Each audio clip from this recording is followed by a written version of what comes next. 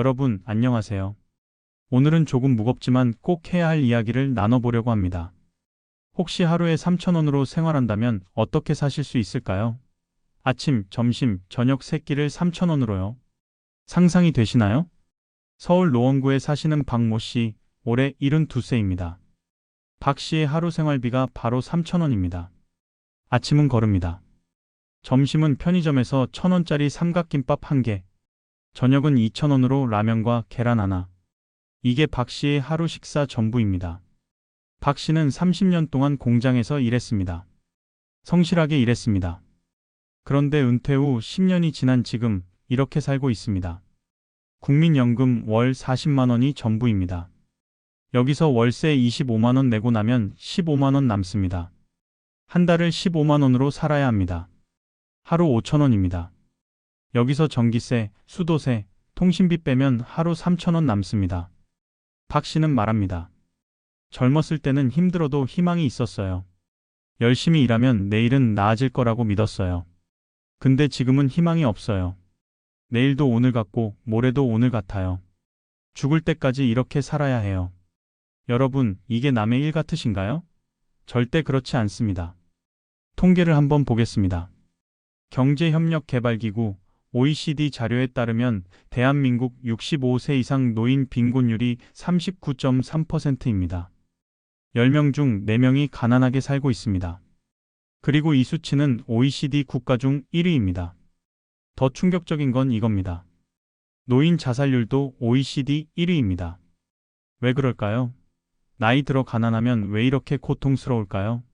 젊을 때 가난한 것과 뭐가 다를까요? 오늘은 이 질문에 대한 답을 찾아보겠습니다. 나이 들어 돈이 없으면 왜 그렇게 고통스러운지 6가지 이유를 실제 사례와 함께 말씀드리겠습니다. 병원에 갈 수 없는 공포, 밥 한 끼가 사치가 되는 삶, 얼어 죽고 더워 죽는 계절, 가족에게 짐이 되는 수치심, 사회에서 투명 인간이 되는 고독, 그리고 미래가 없다는 절망감까지. 이 이야기는 지금 당장 노인분들에게만 해당되는 게 아닙니다. 50대, 40대, 30대의 여러분도 준비하지 않으면 똑같이 될 수 있습니다. 그러니 제발 끝까지 들어주세요. 여러분의 미래가 걸린 문제입니다. 자, 그럼 첫 번째 이유부터 시작해 보겠습니다. 첫 번째 이유, 병원에 갈 수 없는 공포입니다. 부산에 사시는 김모 씨, 올해 68세의 이야기를 들려드리겠습니다. 6개월 전 김 씨는 건강검진을 받았습니다. 국가에서 지원하는 무료 검진이었습니다. 결과가 나왔습니다. 위암 초기였습니다. 의사가 말했습니다. 다행히 초기입니다. 지금 수술하면 완치율이 90% 이상입니다. 빨리 수술 일정을 잡으세요. 김 씨는 물었습니다. 비용이 얼마나 드나요? 의사가 대답했습니다. 건강보험 적용되니까 본인 부담금이 800만 원 정도 나올 겁니다. 800만 원. 김 씨의 통장에는 200만 원밖에 없었습니다. 국민연금 월 50만 원으로 생활하는데 800만 원을 어떻게 만들겠습니까? 김 씨는 자식들한테 전화했습니다. 아들, 딸 둘 다 결혼해서 각자 생활하고 있었습니다. 아들이 말했습니다. 아버지, 죄송한데 저도 요즘 힘들어요. 아이들 학원비에, 집 대출 이자에 300만 원 정도는 도와드릴 수 있어요. 딸도 비슷했습니다. 아빠, 미안해요. 200만 원밖에 못 드려요. 합쳐도 700만 원입니다. 100만 원이 모자랍니다. 김 씨는 고민했습니다. 100만 원을 어디서 구하지? 친구들한테 빌릴까? 하지만 친구들도 다 형편이 어렵습니다. 대출을 받을까? 하지만 소득이 없는 노인에게 대출해주는 곳이 없습니다. 일주일, 2주일, 한 달이 지났습니다. 김 씨는 결정을 내렸습니다. 수술을 포기하기로 했습니다. 의사가 다급하게 말했습니다. 지금 안 하시면 암이 진행됩니다. 그러면 치료비가 더 많이 듭니다. 생명도 위험합니다. 김 씨는 고개를 저었습니다. 없는 돈을 어떻게 만들어요? 그냥 살다가 죽으면 죽는 거죠. 지금 김 씨는 어떻게 되었을까요? 석 달 전부터 배가 아프기 시작했습니다. 밥을 먹으면 토합니다. 몸무게가 10kg 빠졌습니다. 암이 진행되고 있는 겁니다. 김 씨는 알고 있습니다. 자기가 죽어가고 있다는 걸. 하지만 어쩔 수 없습니다. 돈이 없으니까요. 김 씨는 말합니다. 젊었을 때는 아파도 참았어요. 이래야 하니까. 그런데 참으면 나았어요. 근데 이 나이에는 참는다고 낫지 않아요. 오히려 더 나빠져요. 병원 안 가면 죽는 거예요. 근데 병원 갈 돈이 없어요. 그게 제일 무서워요. 김 씨의 이야기가 극단적으로 들리시나요?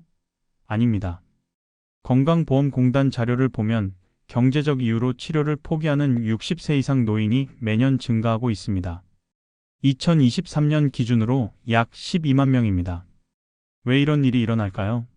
건강보험이 있는데 문제는 건강보험이 모든 걸 커버하지 못한다는 겁니다. 본인 부담금이 있습니다. 중증 질환이면 수백만 원에서 수천만 원까지 나옵니다. 더 큰 문제는 비급여 항목입니다. 건강보험으로 안 되는 치료가 많습니다. 신약, 선진치료, 특수검사 이런 건 전액 본인 부담입니다. 효과 좋은 항암제는 한 번에 200만 원 넘습니다. 건강보험 안 됩니다. 로봇 수술은 1000만 원 넘습니다. 건강보험 안 됩니다. 노인들은 만성 질환도 많이 가지고 있습니다. 고혈압, 당뇨, 관절염, 골다공증 이런 병들은 평생 약을 먹어야 합니다. 한 달 약값이 10만 원에서 20만 원 듭니다. 국민연금 50만 원 받는 사람한테 약값 20만 원은 엄청난 부담입니다. 그래서 어떻게 될까요? 약을 끊습니다. 병원을 안 갑니다. 아프면 참습니다. 진통제로 버팁니다. 그러다가 더 큰 병이 됩니다. 응급실에 실려갑니다. 그때는 더 많은 돈이 듭니다. 악순환입니다. 인천에 사시는 이모 씨, 71세는 10년 동안 무릎 관절염을 앓고 있습니다. 걸을 때마다 아픕니다. 계단 오르내리기가 고통입니다. 의사는 인공관절 수술을 권합니다. 비용은 500만 원입니다. 이 씨는 수술을 못하고 있습니다. 돈이 없어서입니다. 이 씨는 매일 진통제를 먹습니다. 그런데 진통제를 오래 먹으면 위장이 상합니다. 이 씨는 위염도 생겼습니다. 위염약도 먹어야 합니다. 약값이 늘어납니다. 악순환입니다. 이 씨는 말합니다. 젊었을 때는 아파도 일주일 쉬면 나았어요. 근데 이 나이엔 그냥 낫는 병이 없어요. 다 돈이 들어요. 대전에 사시는 최모 씨, 67세는 치아가 거의 없습니다. 틀니를 해야 하는데 비용이 300만 원입니다. 건강보험 적용되어도 200만 원 나옵니다. 최 씨는 틀니를 못하고 있습니다. 그래서 제대로 씹지 못합니다. 소화가 안 됩니다. 영양 섭취가 안 됩니다. 건강이 나빠집니다. 여러분, 이해하시겠습니까? 노인에게 병원은 선택이 아니라 필수입니다. 나이 들면 안 아픈 게 없습니다. 여기저기 다 아픕니다. 젊을 때는 참으면 나았습니다. 근데 노인은 참는다고 낫지 않습니다. 치료받아야 합니다. 그런데 돈이 없으면 치료를 못 받습니다. 그게 얼마나 무서운 일인지 아십니까? 내 몸이 망가지는 걸 알면서도 손 쓸 수 없는 겁니다. 통증을 안고 살아야 합니다. 매일매일이 고통입니다. 그리고 언젠가는 죽는다는 걸 압니다. 가까운 미래에 막을 수 없다는 걸 압니다. 돈이 없으니까. 김 씨는 요즘 유서를 쓰고 있습니다. 자식들아, 미안하다. 아버지가 너희한테 짐이 되고 싶지 않았다. 그래서 수술 안 했다. 장례는 간소하게 치러라. 화장해서 바다에 뿌려라. 김 씨는 울면서 말합니다. 죽는 게 무서운 게 아니에요. 이렇게 죽어야 하는 게 억울한 거예요. 자, 이제 두 번째 이유로 넘어가겠습니다. 병원도 못 가는데 밥은 제대로 먹을 수 있을까요? 두 번째 이유, 밥 한 끼가 사치가 되는 삶입니다. 광주에 사시는 정모 씨, 74세의 하루를 따라가 보겠습니다. 오전 6시 정 씨가 일어납니다. 배가 고픕니다. 어젯밤 저녁을 못 먹었거든요. 냉장고를 엽니다. 김치 조금, 된장 조금. 이게 전부입니다. 쌀이 있나 봅니다. 한 줌 남았습니다. 정 씨는 물을 많이 부어서 죽을 끓입니다. 쌀 한 줌으로 큰 냄비 가득 물죽입니다. 이게 정 씨의 아침입니다. 오전 10시 배가 고픕니다. 아침에 물죽만 먹어서 금방 배가 고픕니다. 참습니다. 점심까지 참아야 합니다. 정 씨는 물을 마십니다. 물로 배를 채웁니다. 낮 12시 정 씨가 밖으로 나갑니다. 동네 복지관으로 갑니다. 복지관에서 무료 급식을 합니다. 일주일에 4일, 월요일부터 목요일까지. 정 씨는 복지관 문 앞에 줄을 섭니다. 벌써 30명이 줄을 서 있습니다. 다 노인들입니다. 낮 12시 30분 문이 열립니다. 정 씨는 식판을 받아듭니다. 밥, 국, 반찬 3가지. 정 씨는 천천히 먹습니다. 꼭꼭 씹어 먹습니다. 오늘의 유일한 제대로 된 식사니까요. 정 씨는 밥을 다 먹고 나서도 자리에 앉아 있습니다. 일어서고 싶지 않습니다. 집에 가면 또 혼자니까요. 오후 2시 정 씨가 집으로 돌아옵니다. 배가 부릅니다. 오늘은 운이 좋은 날입니다. 제대로 된 밥을 먹었으니까요. 정 씨는 눕습니다. 체력을 아껴야 합니다. 움직이면 배가 고프니까요. 오후 6시 배가 고프기 시작합니다. 저녁을 먹어야 하는데 먹을 게 없습니다. 냉장고에는 김치밖에 없습니다. 쌀도 떨어졌습니다. 국민연금 나오려면 아직 10일 남았습니다. 정 씨는 김치만 먹습니다. 김치 몇 조각에 물 1컵? 이게 저녁입니다. 밤 10시 배가 고파서 잠을 못 잡니다. 정 씨는 물을 또 마십니다. 뱃속에서 꼬르륵 소리가 납니다. 정 씨는 눈물이 납니다. 이렇게 늙어서 굶어야 하나. 평생 일했는데. 정 씨는 결국 잠을 못 자고 아침을 기다립니다. 정 씨의 하루가 특별할까요? 아닙니다. 보건복지부 자료를 보면 65세 이상 노인 중 영양 섭취 부족 비율이 30%가 넘습니다. 10명 중 3명이 제대로 먹지 못하고 있습니다. 노인이 제대로 먹지 못하면 어떻게 될까요? 먼저 근육이 빠집니다. 근감소증이라고 합니다. 근육이 없으면 힘이 없습니다. 걷기 힘듭니다. 계단 오르기 힘듭니다. 넘어지기 쉽습니다. 낙상이 일어납니다. 노인한테 낙상은 치명적입니다. 뼈가 부러집니다. 고관절이 부러지면 수술해야 합니다. 수술비가 1,000만 원 넘습니다. 또 돈 문제입니다. 수술 안 하면 평생 못 걷습니다. 침대에 누워 지내야 합니다. 그러면 더 빨리 죽습니다. 영양 부족은 면역력도 떨어뜨립니다. 감기도 자주 걸립니다. 폐렴도 잘 걸립니다. 노인한테 폐렴은 무서운 병입니다. 치료 안 하면 죽습니다. 또 병원입니다. 또 돈입니다. 서울에 사시는 강모 씨, 69세는 1년에 몸무게가 15kg 빠졌습니다. 제대로 먹지 못해서입니다. 강 씨는 요즘 자주 어지럽습니다. 빈혈입니다. 길을 걷다가 쓰러진 적도 있습니다. 병원에 가야 하는데 가지 않습니다. 병원비가 무섭습니다. 치아 문제도 심각합니다. 많은 노인들이 치아가 없습니다. 틀니가 없으면 제대로 씹지 못합니다. 고기는 못 먹습니다. 질긴 채소도 못 먹습니다. 부드러운 것만 먹습니다. 밥, 죽, 국물. 영양이 부족합니다. 그리고 무엇보다 자존심이 무너집니다. 무료 급식소 줄 서는 게 얼마나 창피한지 아십니까? 주변 사람들 눈치가 보입니다. 저 사람 저렇게 가난하구나. 손가락질 받는 것 같습니다. 하지만 어쩌겠습니까? 안 먹고는 못 버티니까요. 대구에 사시는 송모 씨, 70세는 처음 무료 급식소 갈 때 모자를 깊게 눌렀었습니다. 아는 사람 만날까봐 무서웠습니다. 송 씨는 말합니다. 젊었을 때는 배고프면 라면이라도 끓여 먹었어요. 근데 지금은 라면 살 돈도 아까워요. 라면 한 봉지가 1,000원이에요. 그 돈이면 하루를 버틸 수 있어요. 무료 급식소도 매일 있는 게 아닙니다. 일주일에 서너 번입니다. 나머지 날은 어떻게 할까요? 참습니다. 걸읍니다. 아니면 편의점에서 1,000원짜리 삼각김밥 하나 사서 하루를 버팁니다. 여러분 상상해 보세요. 하루에 2끼만 먹는 삶을. 그것도 제대로 된 밥이 아니라 물죽이나 김밥 하나로 버티는 삶을. 배고픔을 참으며 자야 하는 밤을. 이게 지금 대한민국 노인 수십만 명의 현실입니다. 정 씨는 말합니다. 배고픔은 참을 수 있어요. 평생 배고팠으니까. 근데 이 나이에 이렇게 굶어야 한다는 게 억울해요. 열심히 일했는데, 나라 위에 살았는데, 왜 이렇게 늙어야 하나요? 자, 3번째 이유로 넘어가겠습니다. 이번엔 더 기본적인 문제입니다. 바로 추위와 더위입니다. 3번째 이유, 얼어 죽고 더워 죽는 계절입니다.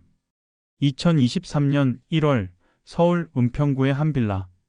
관리인이 이상한 냄새를 맡았습니다. 2층에서 나는 냄새였습니다. 문을 두드렸지만 대답이 없었습니다. 경찰을 불렀습니다. 문을 열었습니다. 방 안에는 노인 한 분이 쓰러져 있었습니다. 이미 숨진 상태였습니다. 76 세방 모 씨였습니다. 부검 결과 사인은 저체온증이었습니다. 얼어 죽은 겁니다. 한겨울에 서울 한복판에서 방 안 온도는 영하 5도였습니다. 밖보다 춥지 않았지만 사람이 살 수 없는 온도였습니다. 보일러는 꺼져 있었습니다.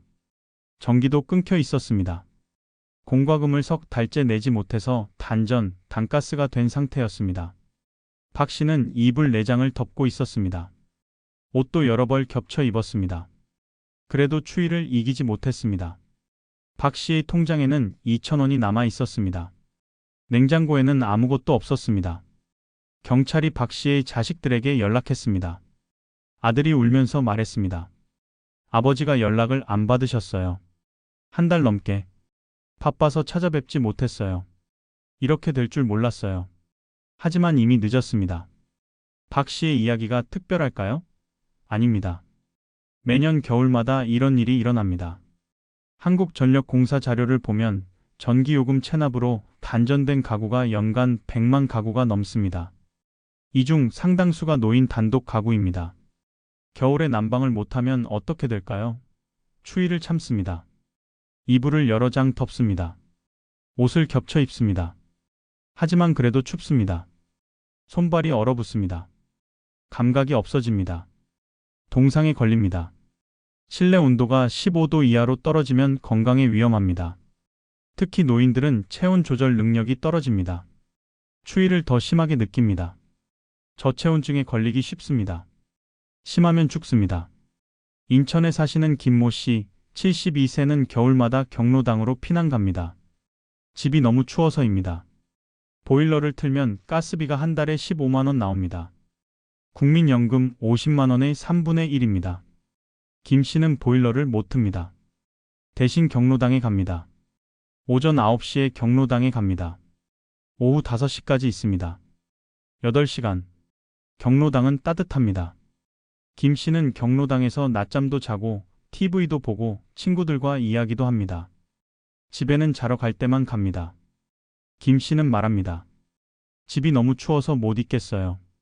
경로당이 내 집이에요. 여기가 편해요. 근데 주말에는 경로당이 문을 닫아요. 주말이 제일 무서워요. 이틀 동안 얼어 죽을 것 같아요. 여름은 어떨까요? 더위도 못지않게 위험합니다.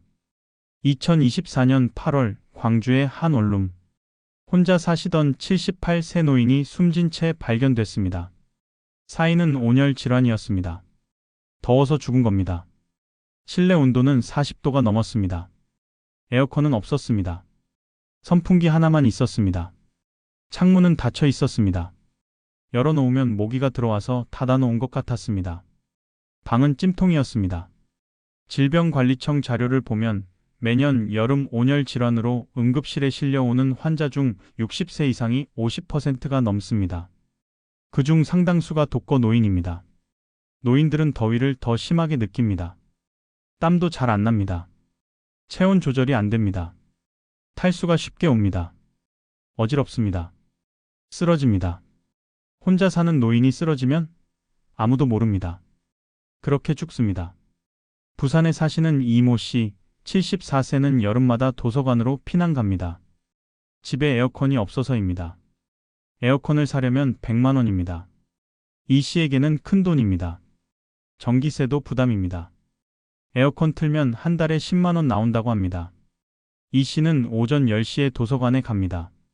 오후 6시까지 있습니다. 도서관은 시원합니다. 이 씨는 도서관에서 신문도 보고 책도 보고 낮잠도 잡니다. 저녁이 되어서야 집으로 돌아갑니다. 이 씨는 말합니다. 집에 있으면 더워 죽을 것 같아요. 밤에는 창문 열고 선풍기 틀고 자는데 그래도 더워요. 잠을 못 자요. 여름만 되면 무서워요. 서울에 사시는 최모 씨, 69세는 작년 여름 열사병으로 쓰러졌습니다. 집에서 쓰러져서 이틀 동안 누워 있었습니다. 다행히 집주인이 발견해서 병원에 갔습니다. 의사가 말했습니다. 몇 시간만 늦었어도 큰일 날 뻔했습니다. 최 씨는 퇴원하고 나서 에어컨을 샀습니다. 중고로 20만 원에 샀습니다. 하지만 전기세가 무서워서 잘 안 틉니다. 정말 더울 때만 1시간 정도 틉니다. 최 씨는 말합니다. 에어컨 틀고 싶어요. 근데 전기세 고지서 보면 무서워요. 그래서 참아요. 여러분, 이게 현실입니다. 난방과 냉방은 사치가 아닙니다. 생존입니다. 추우면 얼어 죽습니다. 더우면 더워 죽습니다. 젊은 사람은 참을 수 있습니다. 하지만 노인은 못 참습니다. 몸이 약하니까요. 돈이 없으면 기본적인 생존권조차 지킬 수 없습니다. 이게 얼마나 끔찍한 일입니까? 대한민국에서 2025년에 사람이 추워서 죽고 더워서 죽습니다. 돈이 없다는 이유로. 자, 네 번째 이유로 넘어가겠습니다. 이번엔 마음의 고통입니다. 네 번째 이유, 가족에게 짐이 되는 수치심입니다. 경기도 수원에 사시는 정모 씨, 75세의 이야기입니다. 정 씨에게는 아들 둘이 있습니다. 큰아들은 서울에서 회사원으로 일합니다. 작은 아들은 부산에서 자영업을 합니다. 둘 다 결혼해서 자식이 있습니다. 정 씨는 7년 전 아내를 잃었습니다. 그 후로 혼자 살고 있습니다. 국민연금 월 60만 원으로 생활합니다. 월세 30만 원 내고 나면 30만 원 남습니다. 빠듯합니다. 하지만 자식들한테 손 벌리고 싶지 않습니다. 명절이 다가옵니다. 추석입니다. 큰아들이 전화합니다.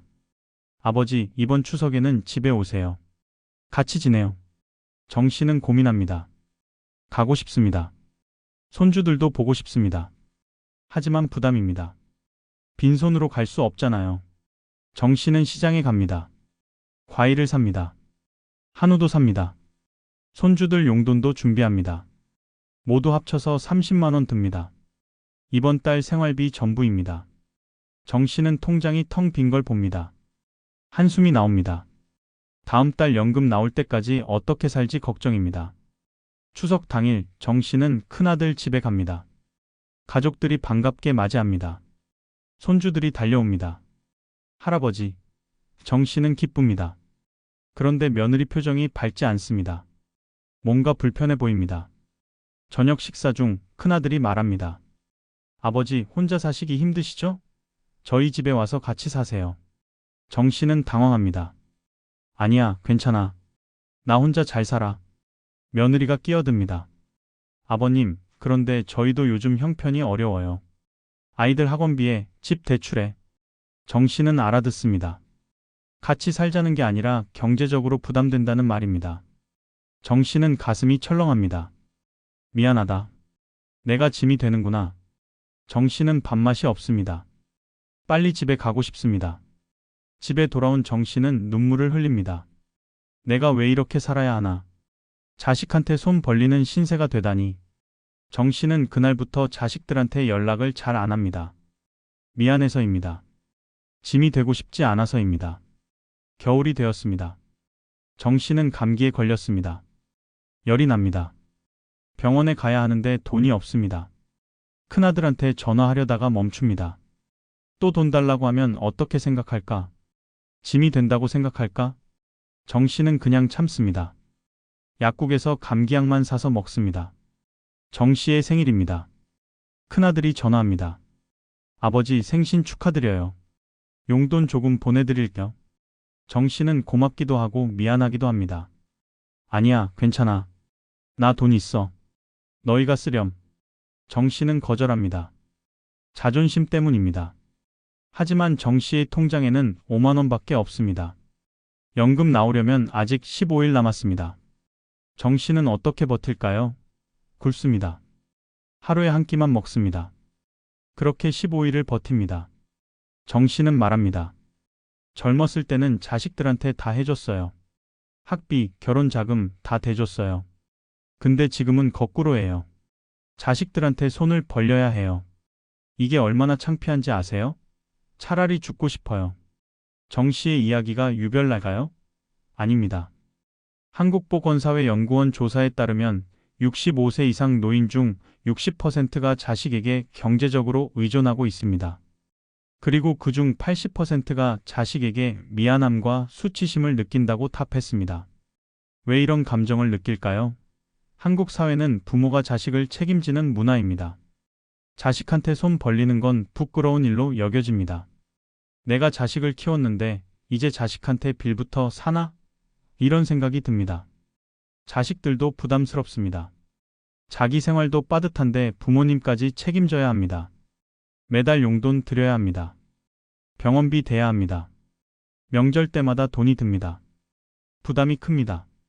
그래서 어떻게 될까요? 관계가 틀어집니다. 부모는 미안해서 연락을 안 합니다. 자식은 부담스러워서 연락을 피합니다. 만나도 불편합니다. 돈 이야기만 나오면 분위기가 싸늘해집니다. 서울에 사시는 김모 씨, 71세는 작년에 딸한테 100만 원을 빌렸습니다. 병원비 때문이었습니다. 딸이 돈을 줬습니다. 하지만 표정이 안 좋았습니다. 아빠, 저도 요즘 힘들어요. 이번 한 번만이에요. 김 씨는 그 말이 너무 가슴 아팠습니다. 한 번만이라니. 나한테 다시는 도와달라고 하지 말라는 뜻이잖아. 김 씨는 그 후로 딸한테 연락을 안 합니다. 1년 넘게 통화를 안 했습니다. 김 씨는 말합니다. 딸한테 짐이 되기 싫어요. 차라리 연락 안 하는 게 나아요. 부산에 사시는 이모 씨, 68세는 아들 네 집에서 같이 삽니다. 그런데 행복하지 않습니다. 며느리 눈치를 봐야 합니다. 손주들 학원 보낼 시간에 맞춰서 저녁을 먹어야 합니다. TV도 마음대로 못 봅니다. 며느리가 보고 싶은 프로그램이 있으니까요. 이 씨는 방에만 있습니다. 나오면 방해될까봐 조심합니다. 밥도 조금만 먹습니다. 많이 먹으면 식비 부담된다는 말을 들었으니까요. 이 씨는 말합니다. 내 집이 그립습니다. 좁아도 내 집에서 자유롭게 살고 싶어요. 근데 돈이 없어서 못 나가요. 여러분, 이해하시겠습니까? 경제적으로 자립하지 못하면 자존감이 무너집니다. 가족한테조차 주눅듭니다. 필요한 걸 요구하지 못합니다. 아파도 말 못합니다. 돈 들까봐 걱정되니까요. 그게 얼마나 비참한 일인지 아십니까? 평생 자식을 위해 희생했는데 늙어서는 자식한테 짐이 됩니다. 사랑받는 게 아니라 부담스러운 존재가 됩니다.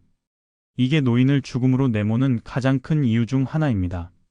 자, 5번째 이유로 넘어가겠습니다. 이번엔 더 깊은 고독에 대한 이야기입니다. 5번째 이유, 사회에서 투명인간이 되는 고독입니다. 인천 남동구의 한 원룸. 최모 씨, 70세가 혼자 살고 있습니다. 오늘은 화요일입니다.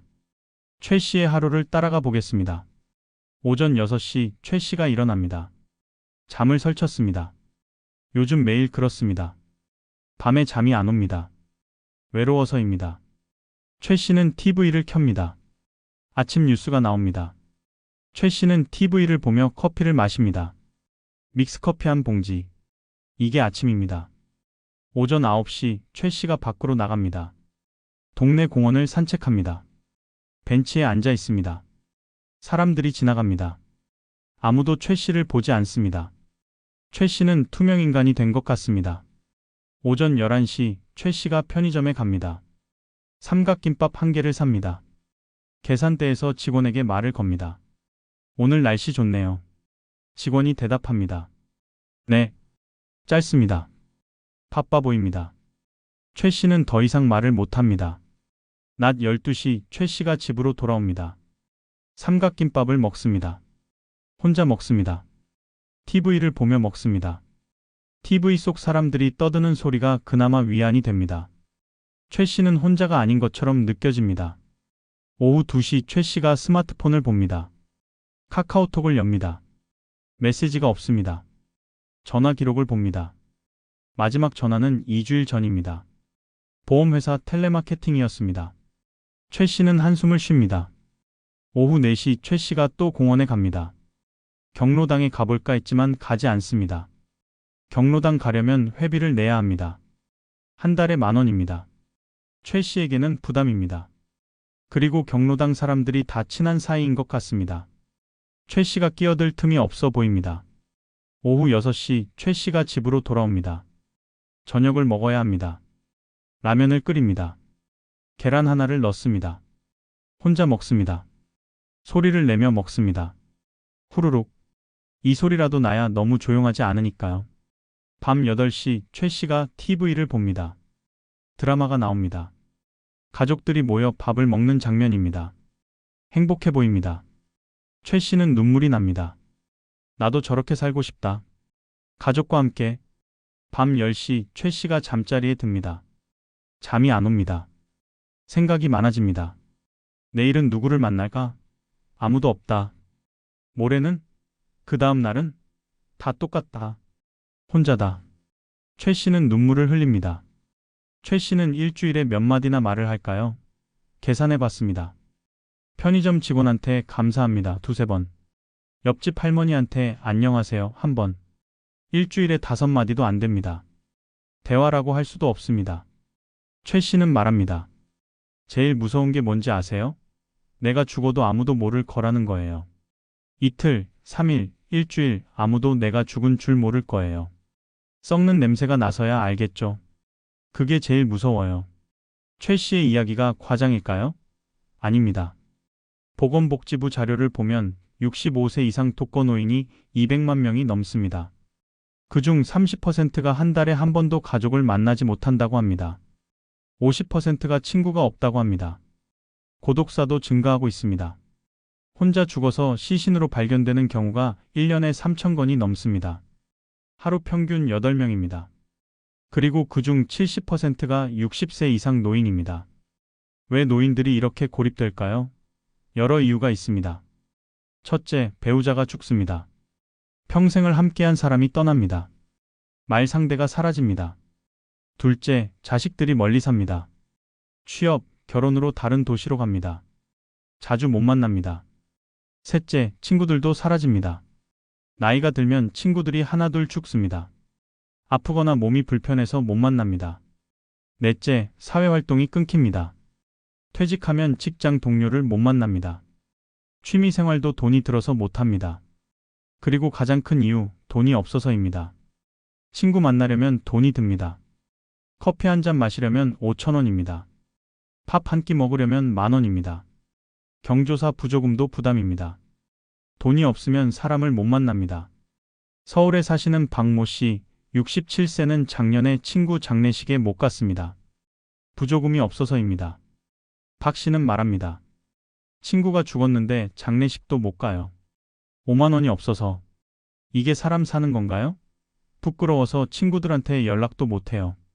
대전에 사시는 김모 씨, 73세는 동창회에 나가지 않습니다. 회비가 부담되어서입니다. 동창회비가 1년에 10만 원입니다. 김 씨한테는 큰 돈입니다. 김 씨는 말합니다. 다들 잘 사는 것 같아요. 나만 가난한 것 같아요. 가면 초라해요. 그래서 안 가요. 고독은 건강에도 나쁩니다. 연구 결과를 보면 사회적 고립은 흡연만큼 해롭다고 합니다. 우울증에 걸립니다. 치매에 걸릴 확률이 높아집니다. 면역력이 떨어집니다. 일찍 죽습니다. 부산에 사시는 이모 씨, 75세는 우울증 약을 먹고 있습니다. 의사가 말했습니다. 사람을 만나세요. 활동을 하세요. 이 씨가 대답했습니다. 돈이 없는데 어떻게 사람을 만나요? 의사는 할 말이 없었습니다. 여러분, 사람은 사회적 동물입니다. 혼자서는 살 수 없습니다. 사람과의 관계가 필요합니다. 대화가 필요합니다. 소속감이 필요합니다. 그런데 돈이 없으면 이 모든 게 불가능합니다. 노인들은 사회에서 점점 투명해집니다. 아무도 관심 갖지 않습니다. 존재감이 사라집니다. 살아있어도 죽은 것과 다를 바 없습니다. 이게 얼마나 끔찍한 일입니까? 최 씨는 요즘 자살을 생각합니다. 이렇게 사는 게 무슨 의미가 있나? 아무도 날 필요로 하지 않아. 내가 사라져도 아무도 모를 거야. 그럼 사는 게 무슨 소용이야? 최 씨는 매일 이런 생각을 합니다. 자, 마지막 6번째 이유로 넘어가겠습니다. 이게 가장 무서운 이유입니다. 6번째 이유, 미래가 없다는 절망감입니다. 광주에 사시는 강모 씨, 66세의 이야기입니다. 강 씨는 올해 70세가 됩니다. 통장에는 600만 원이 있습니다. 국민연금은 월 45만 원 나옵니다. 강 씨는 계산기를 꺼냈습니다. 앞으로 몇 년을 살 수 있을까? 계산해 봤습니다. 한 달 생활비가 60만 원 필요합니다. 국민연금 45만 원 빼면 15만 원 모자랍니다. 1년에 180만 원 모자랍니다. 통장에 600만 원 있으니까 3년 반 버틸 수 있습니다. 그 다음엔 통장이 텅 빕니다. 그럼 어떻게 살죠? 국민연금 45만 원으로요? 불가능합니다. 월세도 못 냅니다. 강 씨는 더 계산해 봤습니다. 남자 평균 수명이 80세라고 합니다. 강 씨는 지금 66세니까 14년 더 살 수 있습니다. 14년을 어떻게 살지? 답이 없습니다. 강 씨는 일자리를 알아봤습니다. 하지만 66세를 고용하는 곳이 없습니다. 경비, 청소, 이런 일도 경쟁이 심합니다. 젊은 노인들이 많습니다. 강 씨는 나이가 많아서 밀립니다. 기초생활수급자 신청을 알아봤습니다. 하지만 조건이 안 맞습니다. 통장에 600만 원이 있으니까 재산이 있다고 합니다. 자식이 있으니까 부양 의무자가 있다고 합니다. 수급자가 될 수 없습니다. 강 씨는 절망했습니다. 앞으로 14년을 어떻게 살지 모르겠어요. 돈은 점점 줄어드는데 벌 방법은 없어요. 살면 살수록 더 가난해져요. 희망이 없어요. 강 씨는 요즘 밤마다 걱정합니다. 3년 후 통장이 비면 어떻게 하지? 길거리에 나앉나? 자식들한테 손 벌리나? 아니면 죽어야 하나? 강 씨는 잠을 못 잡니다. 강 씨의 걱정이 과할까요? 아닙니다. 많은 노인들이 같은 고민을 합니다. 미래가 보이지 않습니다. 상황이 나아질 가능성이 없습니다. 매일매일이 불안합니다. 젊을 때는 달랐습니다. 힘들어도 희망이 있었습니다. 열심히 일하면 나아지겠지. 승진하면 월급 오르겠지. 저축하면 목돈 모이겠지. 미래가 현재보다 나을 거라고 믿었습니다. 하지만 노인은 다릅니다. 미래가 현재보다 나을 가능성이 없습니다. 소득은 늘어나지 않습니다. 일자리가 없으니까요. 저축도 불가능합니다. 당장 생활비도 모자라니까요. 오히려 저축을 깨먹어야 합니다. 건강은 나빠집니다. 나이가 들수록 병이 늘어납니다. 의료비가 늘어납니다. 돈은 더 많이 필요합니다.